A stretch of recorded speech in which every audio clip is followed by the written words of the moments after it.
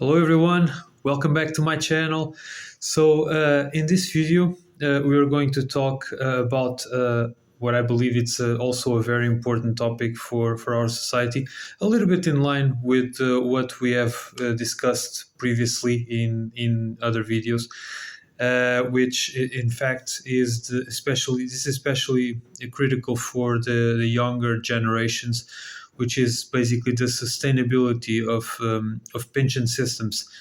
As you probably know, most pension systems all across the countries worldwide are based on the pay-as-you-go system. So basically, what this means is that the currently active workforce or the currently active workers effectively make the contributions to the pension system, and these funds are not intended to pay their own pensions, but are instead used to pay for the pensions of the current retired people, the current retirees. And so, as we know, these days and nowadays, we are basically witnessing lower fertility rates and much higher life expectancy than we witnessed before in the past decades. And has been going on in many different countries worldwide. And so over time, this combination of trends leads to basically a faster population aging, shrinking active population, so there are less people contributing to the system. And on the other hand, the retired population increases more and more because population is aging and people are retiring, and so the number of beneficiaries of the pension systems are increasing. And so as a result, pension systems worldwide are becoming increasingly more strained to the point where their own sustainability is being put further and further into jeopardy and basically into question. And so this issue is, I would say, particularly alarming, even more so in the most developed nations, countries in Western Europe, North America as well. And why? Because population aging is faster, is ongoing faster in those countries, but also on the other hand, the retirement benefits that these pension systems provide in those nations are on average more generous, and so the strain in the system is much higher in these countries relatively to other less developed countries. Now, some governments have been gradually introducing some adjustments into their own pension systems, basically in an attempt to reverse the demise of their own systems, their own pension systems. I would say, for example, increasing the retirement age gradually, basically because they assume that since the life expectancy is increasing, the retirement age then should also increase by a proportional amount as well, to make sure that there are there are not retirees that are basically benefiting from the system for far too long without having had during their working careers the contributions to match or to be somewhat consistent to the benefits they are going to receive. Besides increasing the retirement age, also reducing the benefits for future retirees, basically the people who will retire in 10 or 15 or 20 years time. On the other hand, also increasing the taxes on the current workers to fund the benefits which are currently being paid. Also introducing penalties for active workers. For example, if they decide to retire before the set retirement age that it was defined, they will get a penalty in their own pensions. So there are a lot of, I would say, measures that are currently in a gradual way being put in place to make sure that these pension systems do not collapse. But however, I would say that these solutions have only delayed basically the insolvency of these systems, and on the other hand, they create other unintended outcomes which can be adverse. Just to give an example, I would say this on one hand, and this is a big one. This increases the inequality across generation of beneficiaries, because the older ones, the previous generations, will end up benefiting much more from the system, which is currently funded by the current workers, than the current workers will benefit when their own time comes to retire. On the other hand, it decreases the popularity of politicians who try to address the issue, because people who are voting will, in effect, will be benefiting much less from their own pension systems than the previous generations. And so this creates a perverse or a perversive incentive to basically, politicians are better off letting this issue aggravate over time and basically doing nothing. Another solution that, I would say, it has been discussed by many specialists is the gradual transition from the traditional pay-as-you-go system to another system which basically involves individual retirement accounts managed by private pension firms. And so under this option, what would happen is that the currently active workers will not contribute to the pay-as-you-go system. And so these pensions, which are currently being paid, would have to be paid by the government itself. But the current active workers would instead contribute for their own retirement accounts, you see. And so basically they would fund their own retirement pension later on. I would say that such transition, on one hand, would address the potential shortfall between current contributions to the system and the current benefits are being paid out, because as contributions are less and less because of the shrinking active population, and the current benefits to be paid are increasing more and more as more retirees begin benefiting from it. So this shortfall would potentially being addressed, but it has a problem that there is a lot of uncertainty in terms of the size of the fiscal burden that the government would have to bear to fund or to basically pay the pensions of the current retirees. And so inevitably this would have to be paid by the taxpayers. There is no other way, because the government budget is funded basically by taxpayers' money. And so this problem is the centerpiece of an article of an article that I came across on how 9 emerging countries from Eastern Europe managed to make a partial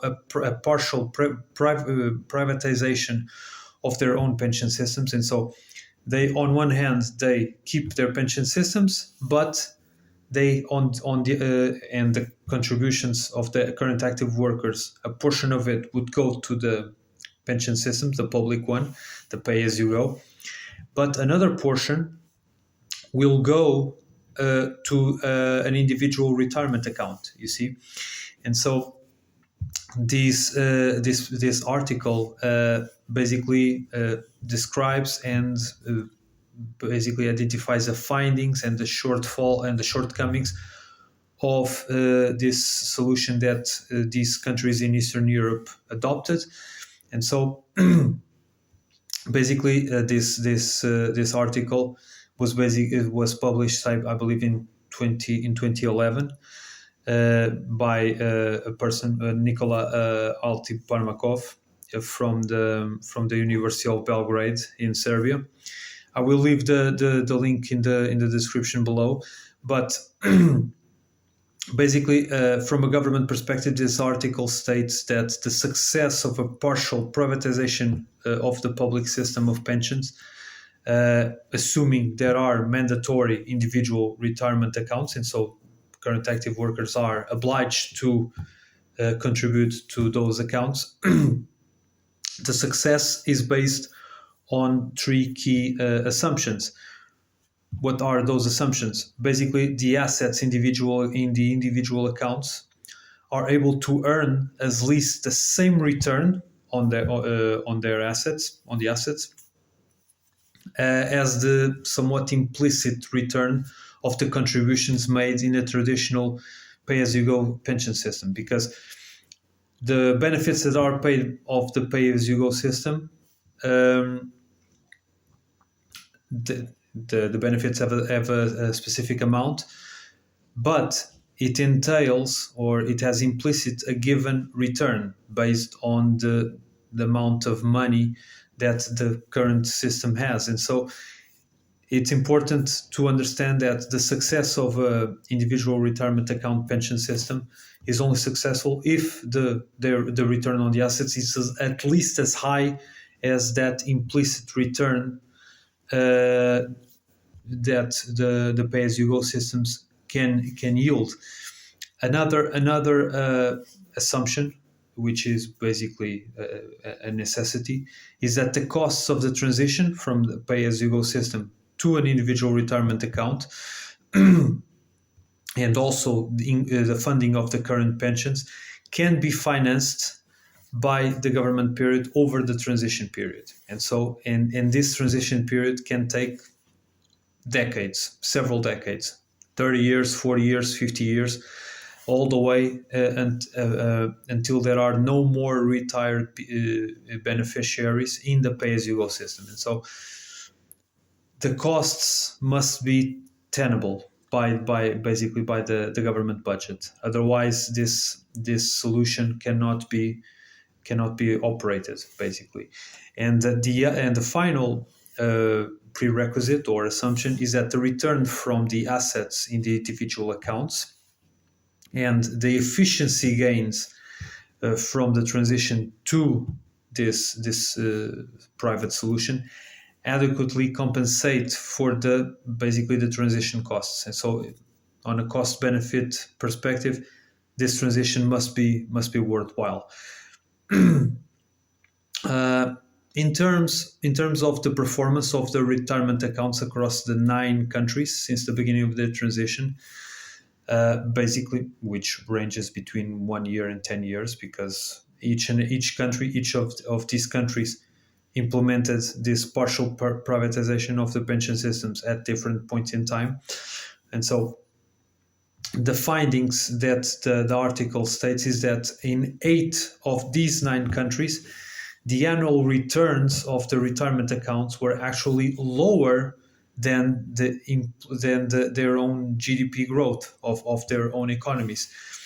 Assuming that the GDP growth is a proxy for the long-term growth in wages, all right, and the wages are from where the contributions to the pay-as-you-go system come, we would basically be able to conclude that for them it does not make sense to basically replace their pay-as-you-go system with individual retirement accounts.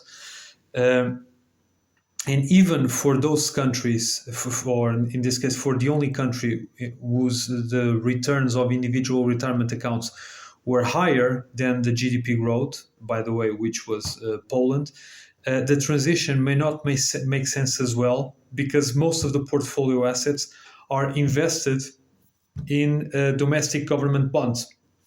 This is a common practice across all the countries, by the way.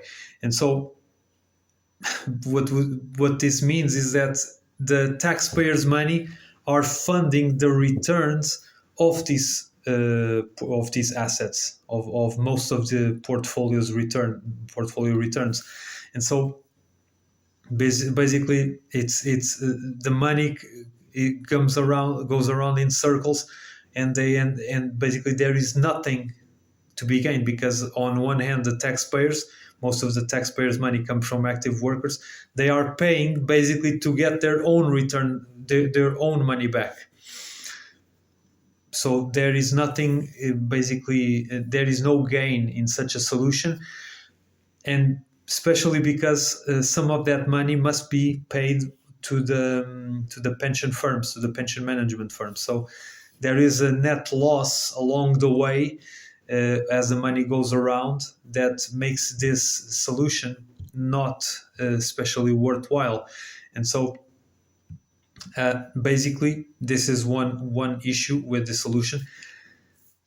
I would say to further aggravate the issue from a diversification and from a risk management perspective, it does not make sense for the portfolio of assets in each account to invest most of their assets in domestic government bonds.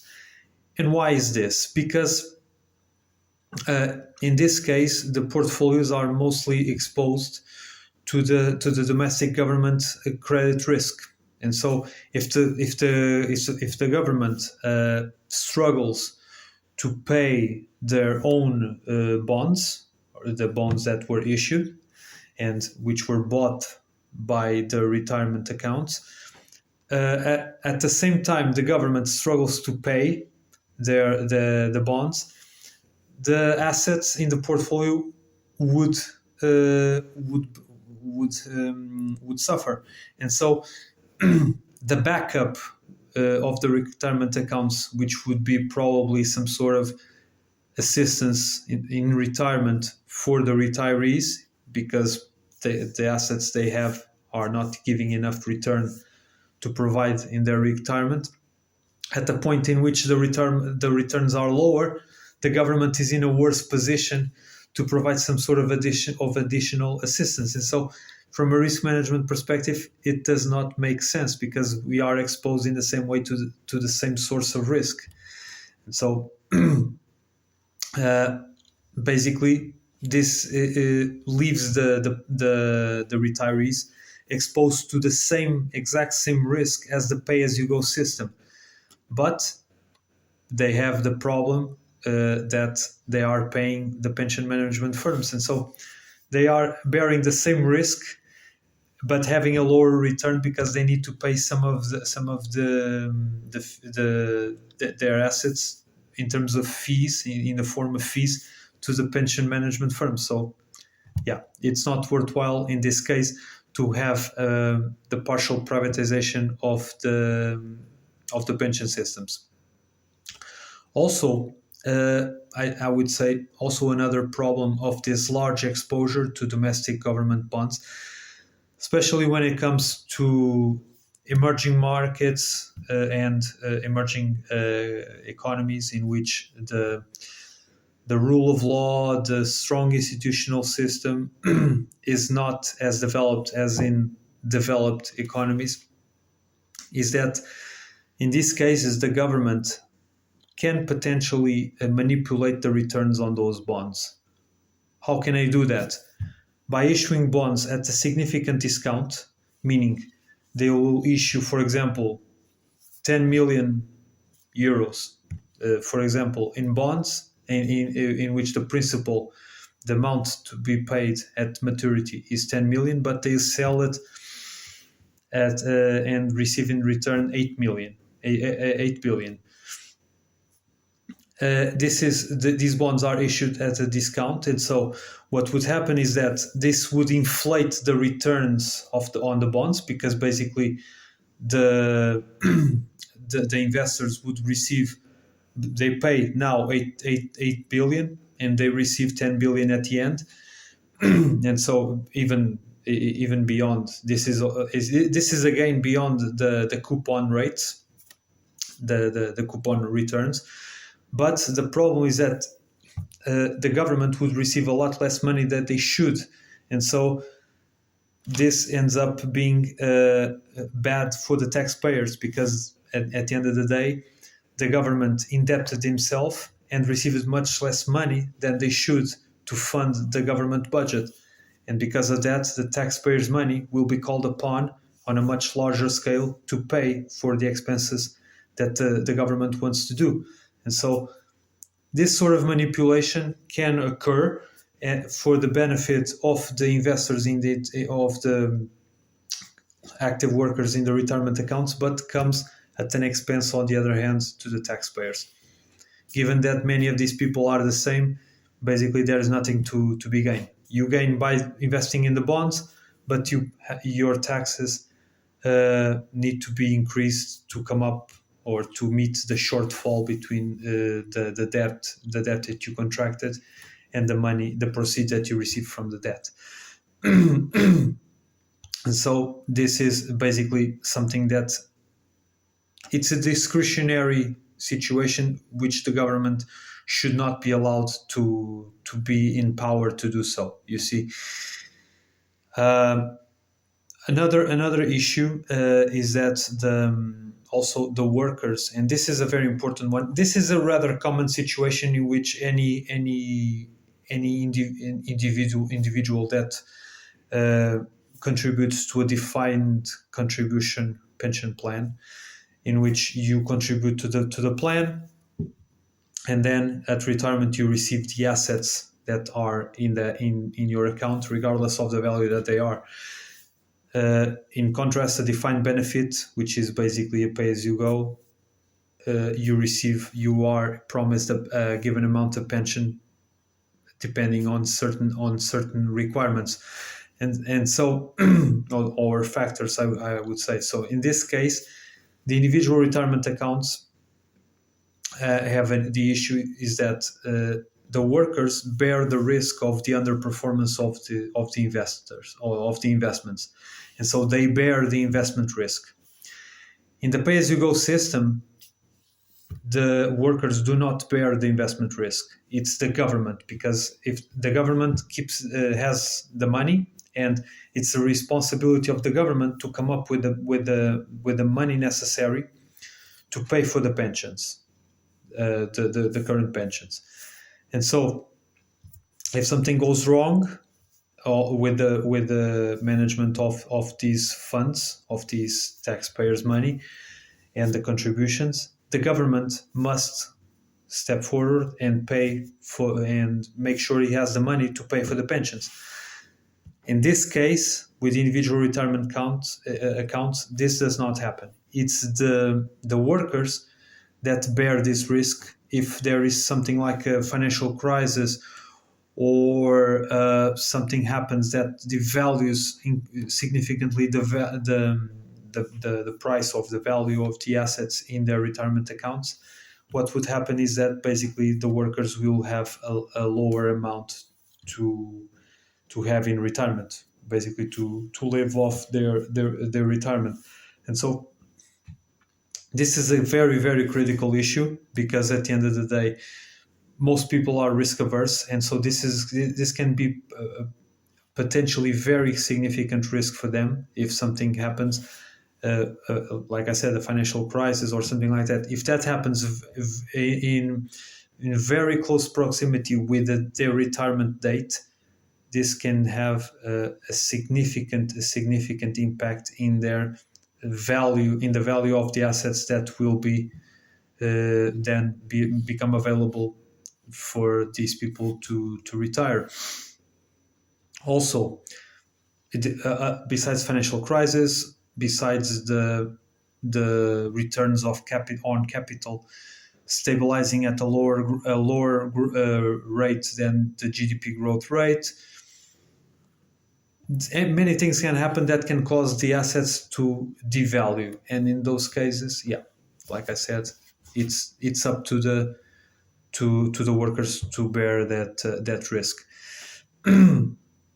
And attached to this risk, I would say it's more likely that if this happens, it's also more likely that they will not have the workers will not have enough assets to live off their entire retirement life. So this is beyond the investment risk, I would say. This is also called the longevity risk, in which a person outlives its own assets, and so it becomes basically without it comes to a point in which he has no assets, but the person he still has to live of something. And so this is a double risk that workers in retirement that contribute to retirement accounts have to bear. And this is, I would say, also one of the main reasons why in many developed countries, the biggest example is the United States, in which individual retirement accounts such as, I think, IRAs, HSAs are voluntary, and so they are mostly used by workers with higher incomes, because due to their incomes they are better able to bear those risks. Um, the article also states that, for example, in terms of the fees that are paid to the pension management firms, um, the article states that in most countries the fees are quite high, and they are pretty volatile, and there are a large difference among these countries. But in most of them, the fees are quite high, 5%, 6%, 7%. And so uh, this is a sign that either the pension management firms have significant inefficiencies when providing this sort of service to the workers of their customers. But on the other hand, this also may be a sign of lack of competition among these firms, uh, because probably there are very few in each of these countries. And so this is something that, basically it's another minus point, it's another disadvantage that workers have to face if they use this kind of these individual retirement accounts. Finally, because these countries are emerging countries, they have still undeveloped financial markets. The usual practice of pension management firms, which is when workers reach retirement, they purchase an annuity that basically makes regular payments to the retiree until he dies. All right, so the payments are done by the annuity every single time, every single year, or every single month until the person deceases, the person dies. And so, because the financial markets are not as developed in these countries, there are many restrictions and even inability from the entities in these countries to be able to provide the private sector, or the customers or investors or whatever, or retirees, to provide them with this sort of instruments, especially annuities that provide protection against inflation. And so, because these kind of annuities are not available to the retirees, what they have to do is making phased withdrawals from their retirement accounts. The shortfall of this is that basically, by making withdrawals out of the accounts, eventually the funds will run out at some point. And so again, it comes back to the problem of the longevity risk, in which there is a risk that the retiree will outlive his assets, which of course it's a risk that he must bear in this situation. And even if the assets last, the protection from inflation is not there. And so if the inflation is very high, the assets may run out, not necessarily because the person lives too long or the assets are very low to begin with, but because inflation is very high, the withdrawals need to be made in larger amounts. And so, basically they will run out earlier than expected. And so this issue is very important, uh, because, of course, as you can imagine, there are whole sorts of risks that retirees must face upon reaching retirement when it comes to retirement, individual retirement accounts. One last word on the potential diversification benefits of the individual retirement accounts, which is basically having a second source of retirement income, which comes from capital markets, not from the income, which is what happens with pay-as-you-go system.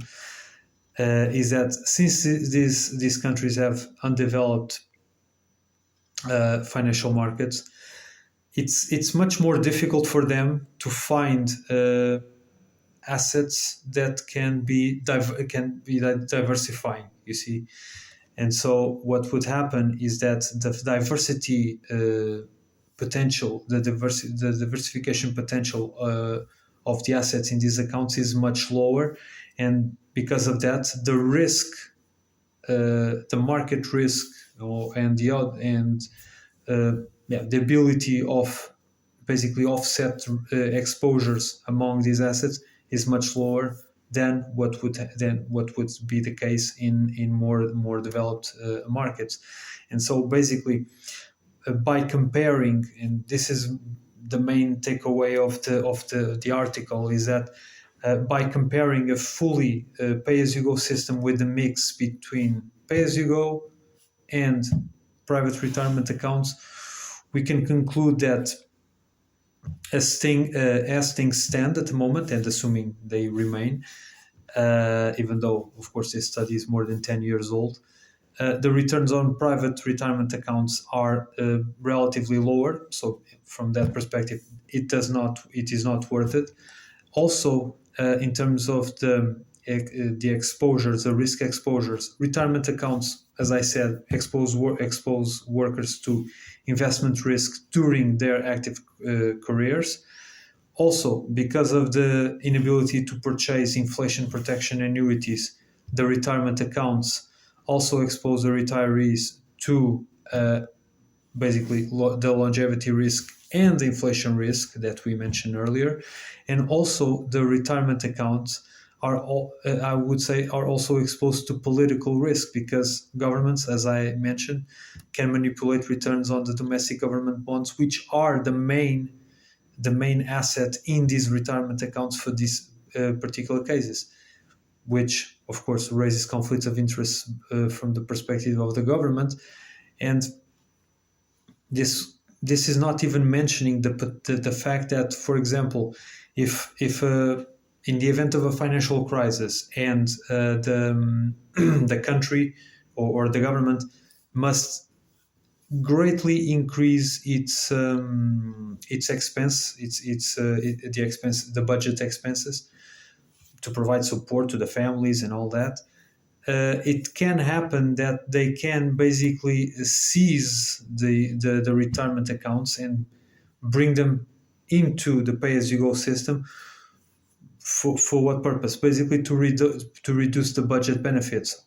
Of course, they will then take the responsibility to pay for the pensions, but this is sort of a significant change that in principle should not happen, because if you are using retirement accounts, you should not be expecting the government to seize the accounts, to take them as a public receipt, a budget receipt, and they will assume the expense of paying the benefits for these workers when they retire. So in less developed economies, and of course in emerging countries, this is more likely, and this should not happen. But this is also a risk that workers and contributors to these accounts must bear. And so, for the reasons that I discussed, pay-as-you-go system at the moment are better solutions for emerging countries than mixed systems that include individual retirement accounts. Nonetheless, I should say that these conclusions are likely to be very different for developed countries, all right? Because basically, as I said, they have lower political risk. The financial markets are much more developed, so the diversification potential is higher.